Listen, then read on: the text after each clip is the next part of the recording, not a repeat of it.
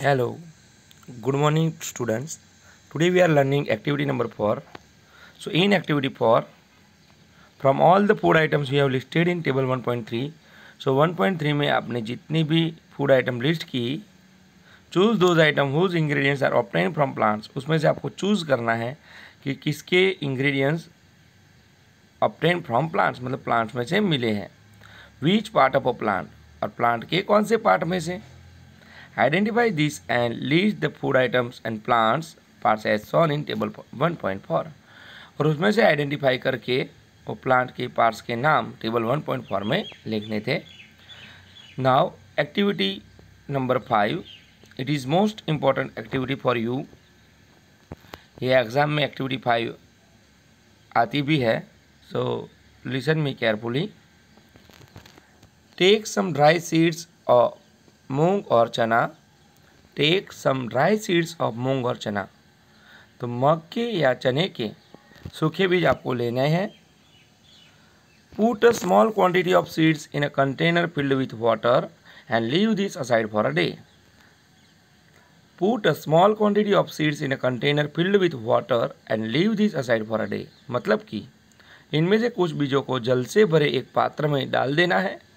इनमें से कुछ बीजों को जल से भरे हुए एक पात्र में डाल देना है और एक दिन के लिए छोड़ देना है. Next day drain the water completely and leave the seeds in the vessel. Next day drain the water completely. अगले दिन जल को पूरी तरह निकाल देना है. And leave the seeds in the vessel और बीजों को गिलास में रहने देना है. wrap them with a piece of wet cloth and set it aside. wrap them with a piece of wet cloth. wet cloth मतलब होता है कि गीला कपड़ा. तो इसको फिर आपको गीले कपड़े में लपेट कर एक और रख देना है. The following day do you observe any changes in this seed. तो नेक्स्ट डे आपको इस सीड्स में, ये बीजों में कोई चेंज दिखेगा. सो हाँ, तो एक दिन आपको रखने के बाद ये मूंग्स के ऊपर वाइट वाइट दिखेगा कुछ. It is called a sprout.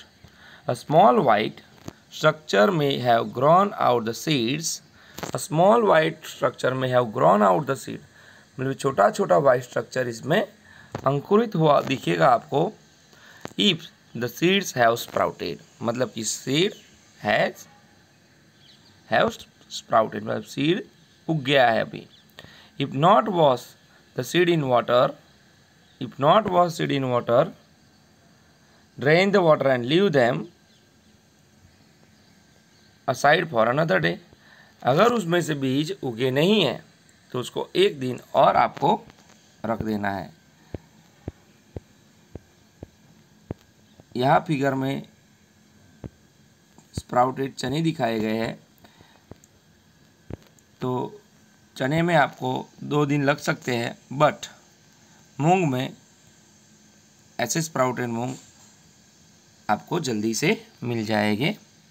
इसको आप तल के मसाला डाल के खा भी सकते हो. Now next topic is, do you know where honey comes from. Do you know where honey comes from. Honey मतलब कि मध.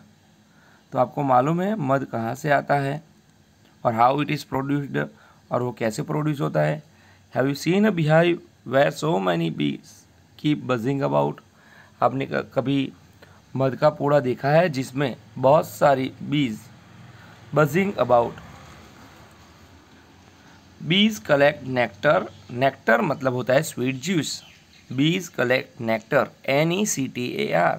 नेक्टर का मतलब होता है sweet juice from flowers. So bees collect nectar from flowers, convert it into honey. So उसमें से वो हनी में मतलब मध में से शहद में कन्वर्ट करती है. And store it in their hive और उसके अपनी जो मधपुड़ा होता है उसके छोटे छोटे होल में वो जिसको भरती है. फ्लावर्स एंड देयर नेक्टर में be available only for a part of the year. फूलों और उसका रस may be available only for a part of the year. साल के कुछ ही समय दरमियान उनको फूलों और उनका रस मिलता है। So bees store this nectar for their use all through the year. इसीलिए जो बीज जो होती है, नेक्टर मतलब ये जूस पूरे साल के लिए अपने बिहाव में भर देते हैं, मतलब उसके अंदर भरने से वो पूरे साल वो हनी यूज़ कर सकती है। When we find such a beehive, we collect the food stored by the bees as honey. When we find such a beehive, जब भी हमको ऐसा कोई beehive मतलब कि मध का पूड़ा मिले, so we collect the food stored by the bees as honey, तो हमको ये कलेक्ट करके देखना है। Now second topic is what do animals eat? ये टॉपिक हम नेक्स्ट लेक्चर में देखेंगे। Thank you.